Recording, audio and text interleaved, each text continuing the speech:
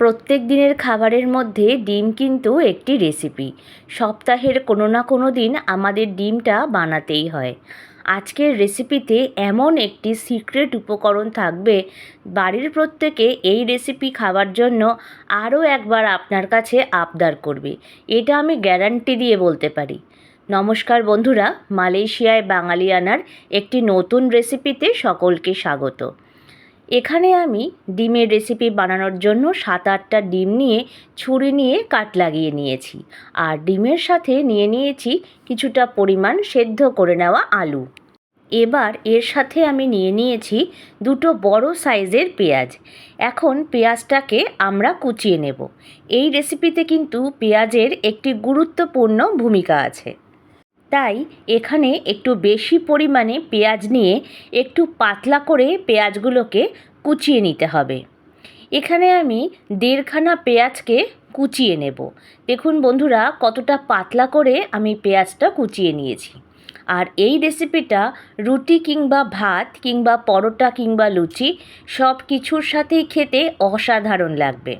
এখন যে দ্বিতীয় পেঁয়াজটি আছে তার থেকে আমি অর্ধেক পেঁয়াজটা নিয়ে নেব।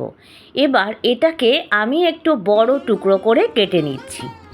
আর অর্ধেক পেঁয়াজ কিন্তু কুচিয়ে নিতে হবে। এবার একটি পাত্রে বড় টুকরো করে নেওয়া পেঁয়াজের সাথে নিয়ে নিলাম 8 থেকে 9 কোয়া মতন রসুন। তার সাথে দিচ্ছি হাফ টমেটো। এটাকে পেস্ট করে নেব। এই রেসিপিতে কিন্তু আদা আমরা ব্যবহার করব না। কড়াই বসিয়ে দিয়ে দিলাম প্রায় 4 টেবিল চামচ মতন সর্ষের তেল। তেলটা ভালো করে গরম হলে দিচ্ছি হাফ চামচ লবণ, হাফ চামচ হলুদ, আর তার সাথে দিচ্ছি সামান্য পরিমাণ লাল লঙ্কার গুঁড়ো। এবার সবার প্রথম সেদ্ধ করে নেওয়া ডিমগুলোকে ভেজে নেব। ডিমগুলো কিন্তু ভাজতে মোটামুটি 1 থেকে 2 মিনিট মতন সময় লাগবে। তাই ডিমগুলোকে একটু লালচে করে সময় নিয়ে ভেজে নিতে হবে। আশা করছি আজকের রেসিপিটি সকলের ভালো লাগবে। যদি ভালো লেগে থাকে লাইক, শেয়ার এবং কমেন্টস করবেন। আর নতুন বন্ধুরা চ্যানেলটিকে সাবস্ক্রাইব করে আমার প্লিজ পাশে থাকবেন। দেখুন বন্ধুরা, ডিমগুলো কিন্তু সুন্দরভাবে ভাজা হয়ে গেছে। এখন ডিমগুলোকে আমি একে একে তুলে নিচ্ছি। ডিম তুলে নেওয়া হয়ে গেলে একে একে আলুগুলোকে দিয়ে দেব। আমি এখানে আলুটা একটু সেদ্ধ করে নিয়েছি। চাইলে আপনারা এমনি আলুও এই রেসিপিতে ব্যবহার করতে পারেন। এবার আলুগুলোকেও উল্টে পাল্টে সামান্য রং ধরিয়ে ভেজে নিতে হবে। আলুটাও ভাজতে মোটামুটি 1-1.5 মিনিট মতন সময় লাগবে। গ্যাসের ফ্লেম মিডিয়াম টু লোতে রেখে আলুগুলোকে ভেজে নিতে হবে। দেখুন বন্ধুরা, আলুটাতেও বেশ সুন্দর রং ধরে গেছে। তাই এবার এটাকেও আমি একে একে তুলে নিচ্ছি। আলু তুলে নেওয়া হয়ে গেলে ফোড়নে দিচ্ছি হাফ চামচ পরিমাণে গোটা জিরে। তার সাথে দিচ্ছি একটা তেজপাতা ফাটিয়ে, দিচ্ছি সামান্য পরিমাণ চিনি। এতে রঙটা কিন্তু ভীষণ সুন্দর আসে। এবার ভালোভাবে এটাকে নাড়িয়ে চাড়িয়ে সামান্য তেলে তেজপাতাটাকে ভাজা করে নেব।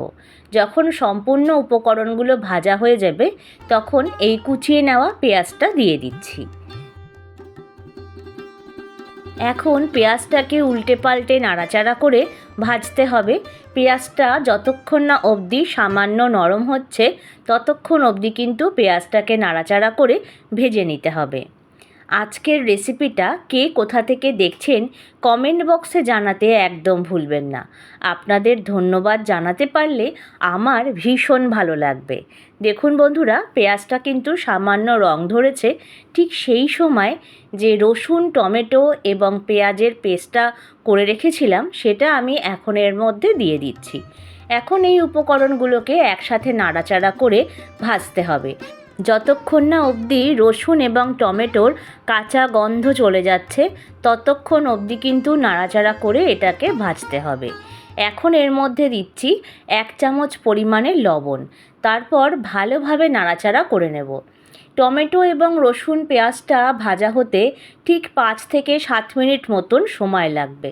তাই চেষ্টা করবেন একটু সময় নিয়ে ভাজাগুলো করে নিতে। 5 থেকে 6 মিনিট বাদে দেখতে পারবেন টমেটোটার জলটা একদম শুকিয়ে গেছে এবং কড়াই থেকে কিন্তু এই উপকরণটা বেশ সুন্দরভাবে ছেড়ে আসছে, তার মানে সম্পূর্ণ ভাজা হয়ে গেছে।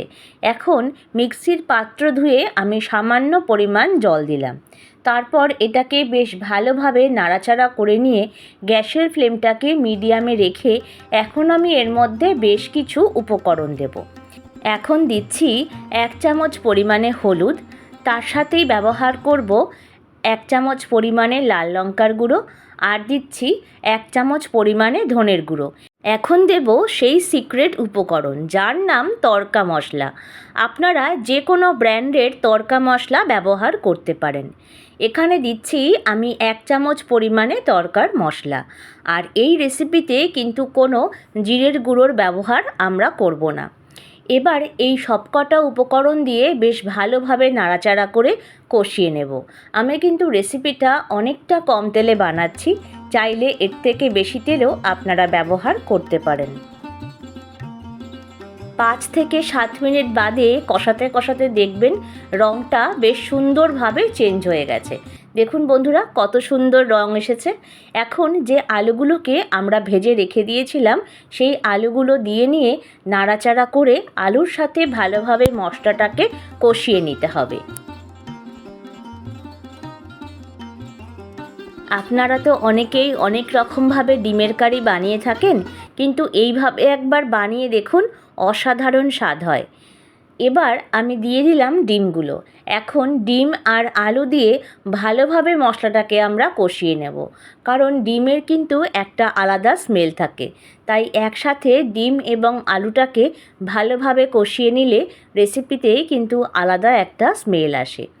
ভালোভাবে কষিয়ে নেওয়া হয়ে গেলে এখানে আমি দিয়ে দিলাম প্রায় 1.5 কাপ পরিমাণে জল। আপনারা যতটা গ্রেভি রাখতে চান সেই অনুপাতে কিন্তু জলটা দেবেন। যেহেতু আলুটা সেদ্ধ করে নেওয়া, তাই বেশি জল আমি ব্যবহার করলাম না। আলু সেদ্ধ না হলে এর থেকে বেশি জল কিন্তু রেসিপিতে লাগবে। 4 থেকে 5 মিনিট বাদে দেখুন ডিমের এই ঝোলটা ফুটে উঠেছে। ভালোভাবে এটাকে একবার উল্টে পাল্টে নাড়াচাড়া করে নিয়ে এখন এর মধ্যে আমি দিয়ে দেব 1 চামচ পরিমাণে ঘি। আর কিন্তু এখানে কোনো রকম মশলা আমরা ব্যবহার করব না। এখন খুন্তির সাহায্যে বেশ ভালোভাবে এটাকে নাড়াচাড়া করে দিয়ে গ্যাসের ফ্লেমটাকে অফ করে দিয়ে ঢাকনা দিয়ে ঢেকে দেব ঠিক 30 মিনিটের জন্য। ঠিক 30 মিনিট বাদে ফিরে আসলাম, ঢাকনাটা তুলে দিলাম। এখন এত অপূর্ব গন্ধ বেরোচ্ছে, আপনাদের আমি বলে বোঝাতে পারবো না। আশা করছি আজকের রেসিপিটি সকলের ভালো লেগেছে। যদি ভালো লেগে থাকে লাইক, শেয়ার এবং কমেন্টস করবেন। আর নতুন বন্ধুরা চ্যানেলটিকে সাবস্ক্রাইব করে বেল আইকনটি প্রেস করে দেবেন। প্রত্যেকে ভালো থাকবেন, সুস্থ থাকবেন।